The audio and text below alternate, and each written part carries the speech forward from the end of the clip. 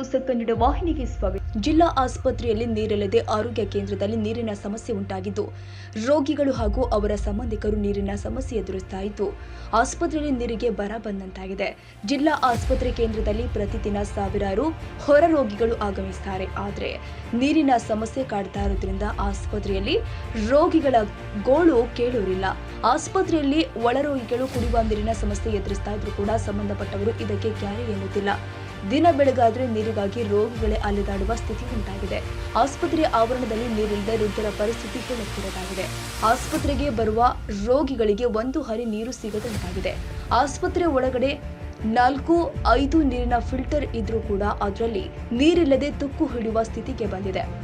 ಆಸ್ಪತ್ರೆಯಲ್ಲಿ ನೀರಿಲ್ಲ ಅಂತ ರೋಗಿಗಳು ವೈದ್ಯಾಧಿಕಾರಿಗಳನ್ನ ಕೇಳಿದ್ರೆ ತಮಗೇನು ಗೊತ್ತೇ ಇಲ್ಲ ಎನ್ನುವಂತೆ ವರ್ತಿಸುತ್ತಾರೆ. ಆಸ್ಪತ್ರೆಗಾಗಿ ಸ್ಥಳೀಯ ಸಮಿತಿ ಇದ್ರೂ ಕೂಡ ಅದು ಯಾವುದೇ ಕೆಲಸಕ್ಕೆ ಬಾರದಂತಾಗಿದೆ ಎಂದು ಆಸ್ಪತ್ರೆಗೆ ಬರುವ ರೋಗಿಗಳ ಅನಿಸಿಕೆಯಾಗಿದೆ. ಯಾದಗಿರಿ ಆಸ್ಪತ್ರೆಗೆ ಸುತ್ತಲಿನ ಹೋಬಳಿಯ ಜನ ಬರ್ತಾ ಇರೋದ್ರಿಂದ ನೀರಿನ ಅತಿ ಅವಶ್ಯಕತೆ ಇದೆ.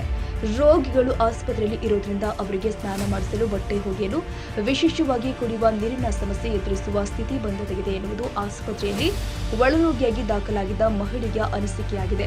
ಸಮಸ್ಯೆ ಕೇಳೋರಿಲ್ಲ. ಆಸ್ಪತ್ರೆಯಲ್ಲಿ ಕಳೆದ 1 ತಿಂಗಳಿನಿಂದ ನೀರಿಗೆ ಕೊರತೆ ಕಂಡು ಬಂದಿದ್ರೂ ಕೂಡ ಯಾರೂ ಈ ಕಡೆ ಗಮನ ಹರಿಸಿಲ್ಲ. ಒಳರೋಗಿಗಳು ಸ್ಥಳೀಯರಾಗಿದ್ರೆ ತಮ್ಮ ಮನೆಯಿಂದ ನೀರು ತರಬಹುದು, ಆದರೆ ಹೊರ ಗ್ರಾಮಗಳಿಂದ ಬಂದ ರೋಗಿಯ ಸಮಸ್ಯೆ ಕೇಳಲು ಯಾರೂ ಕೂಡ ಬರ್ತಾ ಇಲ್ಲ ಅಂತ ರೋಗಿಯು ತಮ್ಮ ಆಕ್ರೋಶ ವ್ಯಕ್ತಪಡಿಸಿದ್ದಾರೆ. ಗ್ರಾಮದಲ್ಲಿ ಹಣ ನೀಡಿದ್ರೂ ಕೂಡ ನೀರು ಸಿಗ್ತಾ ಇಲ್ಲ. ಸರ್ಕಾರದಿಂದ ಕುಡಿಯುವ ನೀರಿನ ವ್ಯವಸ್ಥೆಗೆ ಹಣದ ಕೊರತೆ ಇಲ್ಲ ಎಂದು ಹೇಳ್ತಾ ಇದ್ರು. ಜಿಲ್ಲಾ ಆಸ್ಪತ್ರೆಯಲ್ಲಿ ಆರೋಗ್ಯ ಕೇಂದ್ರವನ್ನ ಈ ಸ್ಥಿತಿಗೆ ಬರಲು ಇಲ್ಲಿನ ಅಧಿಕಾರಿಗಳೇ ಕಾರಣರಾಗಿದ್ದಾರೆ. ಏನೇ ಇರಲಿ, ಆಸ್ಪತ್ರೆಗೆ ಬರುವ ರೋಗಿಗಳಿಗೆ ಸರಿಯಾದ ಚಿಕಿತ್ಸೆ, ಕುಡಿಯುವ ನೀರಿನ ವ್ಯವಸ್ಥೆ ಮಾಡಿದ್ರೆ ಸಾಕು, ಮತ್ತೇನು ಬೇಕಾಗಿಲ್ಲ ಎಂಬುದೇ ರೋಗಿಗಳ ಅನಿಸಿಕೆ. Nizamuddin, Yadgir, AJ news.